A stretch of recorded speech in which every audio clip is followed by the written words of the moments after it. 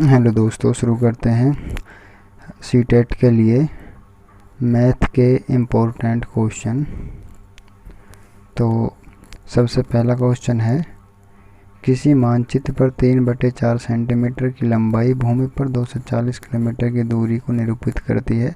यदि भूमि पर दो नगर 1120 किलोमीटर की दूरी पर स्थित हों तो इस मानचित्र पर उनकी दूरी क्या होगी।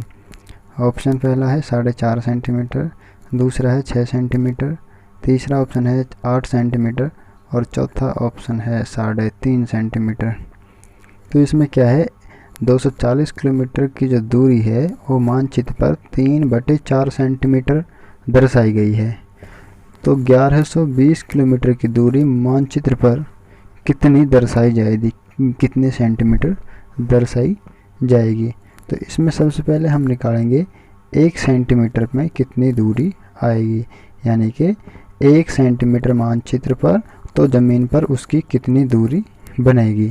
तो 1 सेंटीमीटर निकालने के बाद फिर हम क्या करेंगे, जो हमारी दूरी आएगी उसको हम 1120 किलोमीटर जो है इसको उस दूरी से भाग दे देंगे, यानी कि 1 सेंटीमीटर के बराबर जो भूमि पर जो दूरी आएगी उससे हम 1120 किलोमीटर को भाग दे देंगे और भाग देने पर जो हमारा आंसर आएगा वही आंसर होगा, यानी कि मानचित्र पर 1120 किलोमीटर की दूरी और 1120 किलोमीटर की दूरी क्या है, दो नगरों के बीच की दूरी। तो देखते हैं इसका हल।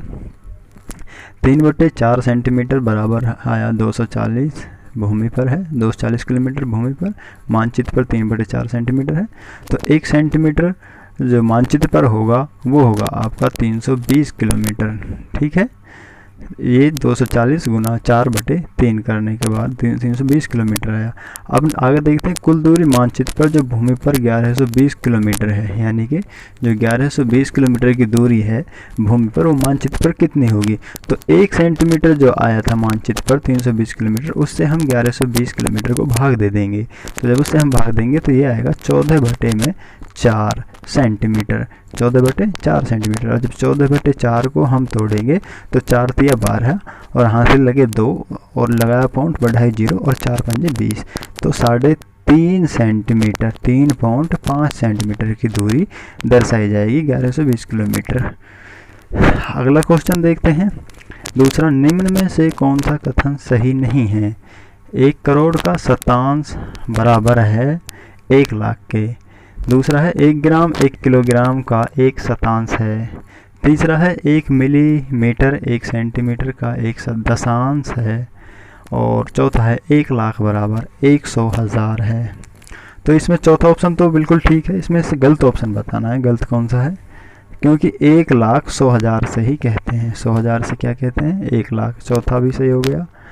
पहला 1 करोड़ का शतांश बराबर है 1 लाख के, ये भी ठीक है।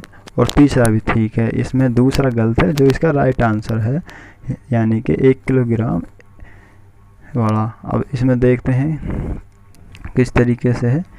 ये 1 करोड़ के बट्टे करेंगे 1 शतांश, यानी कि 100। जब 100 इसके बट्टे में करेंगे तो 1 लाख आ जाएगा, ये बिल्कुल ठीक है पहला ऑप्शन। दूसरा जो है वो बताया था 1 ग्राम बटे 1 किलोग्राम, 1 किलोग्राम में 1000 ग्राम होते हैं, इसलिए 1000 बटे किया नीचे, तो ये 1 शतांश नहीं है बल्कि ये 1000 हो गया नीचे बटे में, ये गलत हो गया। तीसरा देखते हैं 1 मिलीलीटर और नीचे लिख दिया 1 सेंटीमीटर, 1 सेंटीमीटर या फिर 10 मिलीमीटर, तो ये 1 मिलीमीटर 1 सेंटीमीटर का 1 दशांक होगा, ये भी ठीक है।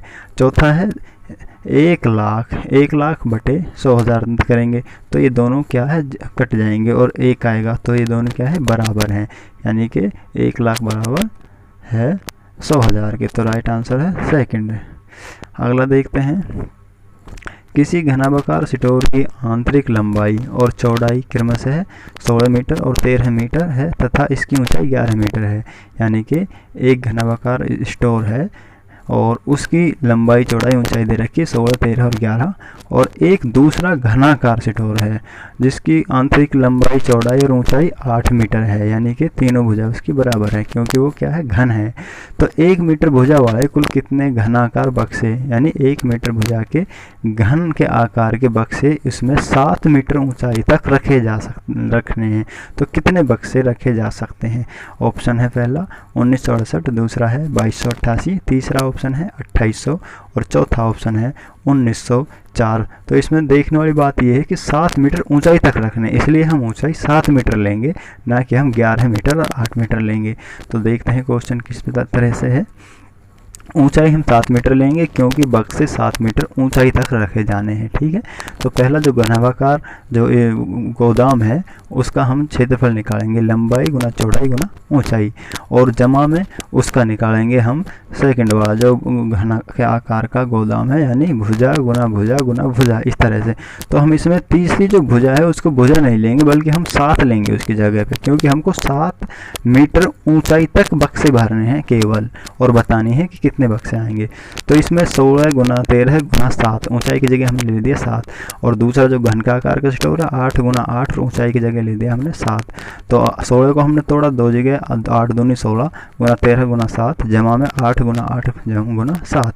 तो हमने बाहर कॉमन ले दिया इसमें से 8 और 7, और इनटू में 2 और 3 और जमा 8 करके 56 गुना 34 1904 राइट आंसर इसका। अगला देखते हैं, 4 तार, क्वेश्चन नंबर 4 है, यानी तार के 2 टुकड़े हैं और प्रत्येक लंबाई 272 सेंटीमीटर है। एक टुकड़े से एक वर्ग बनाया जाता है और दूसरे टुकड़े से एक आयत बनाई जाती है, और वर्ग की भुजा और आयत की चौड़ाई से 18 सेंटीमीटर अधिक है, यानी कि वर्ग की क्या है, चारों भुजाएं समान होती हैं। तो जो वर्ग की एक भुजा है और जो आयत की जो चौड़ाई है वो उससे 18 सेंटीमीटर अधिक है, यानी कि आयत की चौड़ाई वर्ग की भुजा से 18 सेंटीमीटर कम है। तो इनके क्षेत्रफलों का अंतर वर्ग सेंटीमीटर में बताना है। तो क्या अंतर आएगा? पहला ऑप्शन है 324 सेंटीमीटर, दूसरा ऑप्शन है 254 सेंटीमीटर, तीसरा ऑप्शन है 272 सेंटीमीटर और चौथा ऑप्शन है 224 सेंटीमीटर। तो इसको देखते हैं क्या आना है इसका। सबसे पहले हम 272 जो है एक तार के टुकड़े की जो लंबाई है वो उसका आयतन है, आयतन है वो उसका वर्ग का भी और आयत का भी। तो वर्ग का जो आयतन है जब हम निकालेंगे 4 इंटू भुजा, तो जब 4 से जब इसको भाग देंगे 272 को उसका आयतन को, तो एक भुजा आ जाएगी 68 सेंटीमीटर। और इसी तरह से आयत की चौड़ाई आ जाएगी 18 अधिक है इसलिए 18 घटा देंगे तो आयत की चौड़ाई आ गई 68 माइनस 18 यानी कि 50 सेंटीमीटर। अब आयतन, अब देखते हैं आयत का आयतन या फिर तार की लंबाई। आयतन जो है तार की लंबाई के बराबर ही है, तो वो 272 है। तो इसका आयतन का सूत्र होता है, आयत के आयतन का सूत्र होता है 2 इंटू लंबाई जमा चौड़ाई।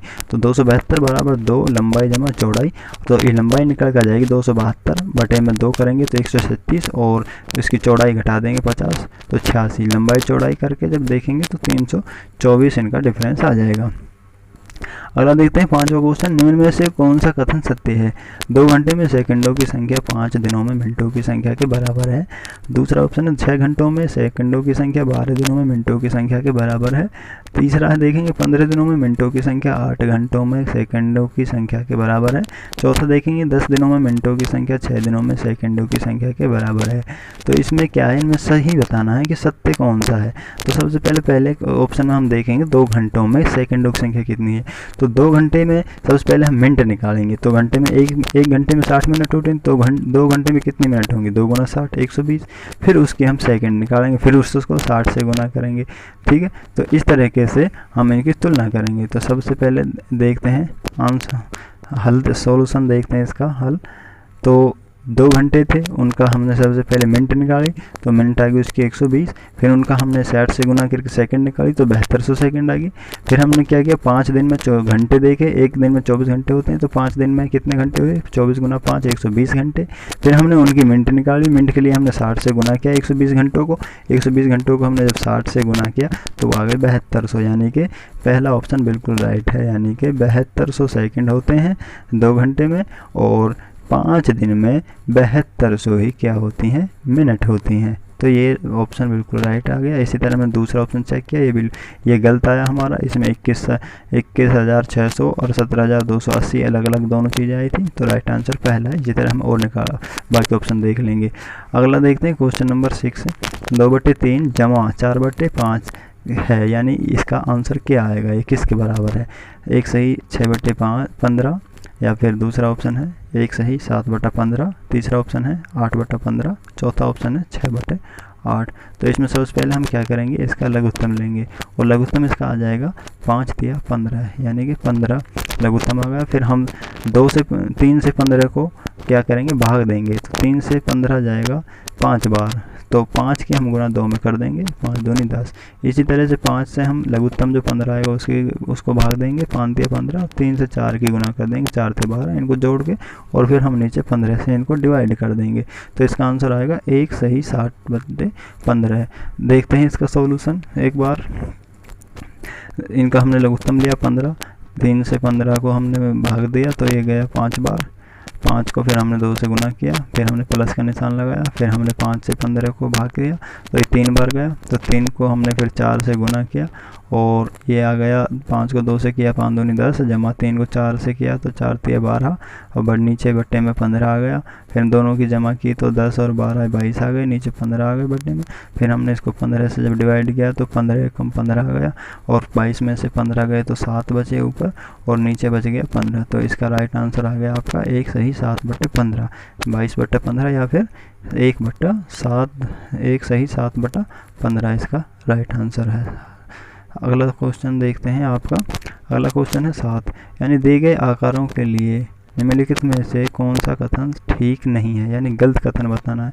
या आकृति दी गई है, चारों ही आकृति हैं, चतुर्भुज हैं चार ही, तो इनके बारे में बतानी है क्या है। तो इनमें से एक समांतर चतुर्भुज नहीं है, ये बिल्कुल गलत है, ये बिल्कुल गलत है, क्योंकि सभी समांतर चतुर्भुज हैं, सभी के आमने सामने की भुजाएं समान है। दूसरा देखते हैं, इनमें से 2 समचतुर्भुज हैं, ये बिल्कुल ठीक है, 2 समचतुर्भुज हैं, यानी कि सेकंड वाली आकृति और थर्ड वाली आकृति, ये दोनों ही समचतुर्भुज हैं, इनमें समकोण बन रहे दोनों में। अच्छा, तीसरा देखते हैं, इनमें से 2 आयत हैं, ये भी ठीक है, यानी पहली और तीसरी 2 आयत हैं, और सभी समांतर चतुर्भुज, ये भी बिल्कुल ठीक है, यानी आमने सामने की भुजाएं सबकी बराबर है। अगला देखते हैं 8वां क्वेश्चन, निम्नलिखित में से कौन सा 11,1111 संख्या का प्रतिनिधित्व करता है। तो इसमें क्या करेंगे, हम सबसे पहले 11,000 लिख लेंगे, और 11,000 लिखने के बाद हम क्या करेंगे, फिर 1100 लिख लेंगे, और फिर 1100 लिखने के बाद हम क्या लिखेंगे, 11 लिख लेंगे। फिर इनको हम जमा जब करके देखेंगे तो उनकी जमा आएगी 12,111। ये दूसरे ऑप्शन में देखते हैं, इसमें इसने क्या किया, इसमें 11,000 लिख दिया पहले, फिर 1100 लिख दिया, फिर 11 लिख दिया, ठीक है। तो ये संख्या काफ़ी लंबी हो गई, इकाई, दहाई, सैकड़ा, हज़ार, 10,000, लाख, 10 लाख करोड़, ये अरब खरबों में संख्या हो गई, तो ये नहीं होगा। तीसरे ऑप्शन में इसने क्या किया, ये बाइनरी पद्धति में लिख दिया, और चौथे में इसने, ये भी गलत है, ये लाखों, इकाई, दहाई, सैकड़ा, हज़ार, लाख में पहुँच रही है ये। तो राइट आंसर है इसका 12,111। देखते हैं इसको किस तरह से, बहुत आसान सा क्वेश्चन है। 11,000 जमा 1100 जमा 11, जब ये करेंगे हम तो ये आ जाएगा 12,111, ठीक है।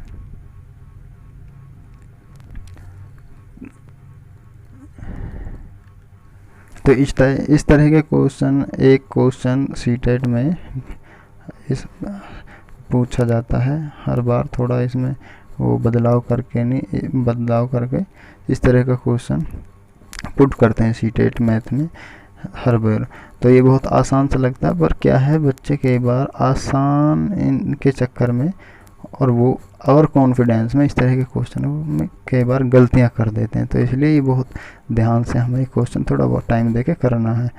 तो अगला देखते हैं हम। अगला है आपका क्वेश्चन नंबर 9, बिंदु ए और बिंदु बी नीचे दिखाई गई रेखा पर इस संख्याओं का प्रतिनिधित्व करते हैं, यानी ए और बी 2 बिंदु हैं, तो बिंदु ए और बी के बीच की दूरी क्या है ये बतानी है। तो इसमें देखते हैं सबसे पहले, और ए और बीच के बीच में जो है वो कितने बिंदु हैं, कि 1 2 3 4 5 6 7 8 9 10 11, यानी क्या 10 बिंदु हैं और 11 खाने हैं। तो हमको 11 खाने लेने हैं, ठीक है। तो 11 खाने हैं बीच में। फिर हम देखते हैं एक खाने का कितना मान आ रहा है। एक खाने का हम जब देखते हैं 25,000 और 39,000 के बीच में डिफरेंस करते हैं। सबसे पहले इनका डिफरेंस जब निकाल के फिर हम उनको इन जो खानों की संख्या है इनसे जब भाग देते हैं तो 2000 आता है, ठीक है। यानी कि 25,000 का जब हम डिफरेंस करते हैं तो ये हमारा आ गया आपका 2000। और इसी तरह जब हम दोनों का डिफरेंस निकालते हैं तो वो भी आ गया, एक का जो खाना है उसका आएगा यहाँ पे 2000। और 2000 ए और बी के बीच में जो हमने देखा था वो खाने थे 11 जो हमने गिने थे। 10 बिंदु हैं और 11 खाने हैं, और एक खाना जो हमारा निकल का है वो 2000 का आया। तो 11 खाने हमारे कितने के हुए? 11 खाने हमारे हुए 22,000 के। तो इस तरह से हमारा राइट आंसर होगा इसका 22,000 इकाइयाँ, ठीक है। इकाई कुछ भी हो सकती है। इकाई की जगह उसने लिख दिया, उसने इकाई की जगह ये नहीं लिखा सेंटीमीटर, मीटर, किलोमीटर, ये उसने नहीं लिखा। उसने क्या लिख दी? इकाई ये लिख दी। तो इकाई में वो कुछ भी हो सकती है, सारी चीज़ें आ जाएंगी इकाई में। तो इसमें एक खाने की पहले हम दूरी निकाल लेंगे। अगला क्वेश्चन 10वां, यानी 3 से 1/4 किलोग्राम चीनी से 1/16 किलोग्राम चीनी के कितने पैकेट बनाए जा सकते हैं। इसमें क्या है, हमारे पास जो टोटल चीनी है वो 3 से 1/4 यानी कि 4 तिया 12 और 1 13, 13 बटे में 4 किलोग्राम चीनी है हमारे पास। और उस चीनी से हमको एक पैकेट में 1/16 किलोग्राम चीनी भरनी है, यानी 1 किलोग्राम का 16वां हिस्सा एक पैकेट में हमको भरना है। तो ऐसे उस चीनी में कितने पैकेट भर जाएंगे? ऑप्शन पहला है आपका 48 पैकेट, दूसरा है आपका 12 पैकेट, और तीसरा है आपका 64 पैकेट, और चौथा है आपका 52 पैकेट। तो इसमें क्या है, 52 पैकेट चीनी के भर जाएंगे। तो इसको हम क्या करेंगे, सबसे पहले जो टोटल चीनी है उसको एक पैकेट में जो चीनी आएगी उससे हम भाग दे देंगे। तो भाग देने के बाद हमारा पैकेटों की संख्या आ जाएगी जो हमारी 52 होगी। तो एक बार देखते हैं इसका हल क्या है।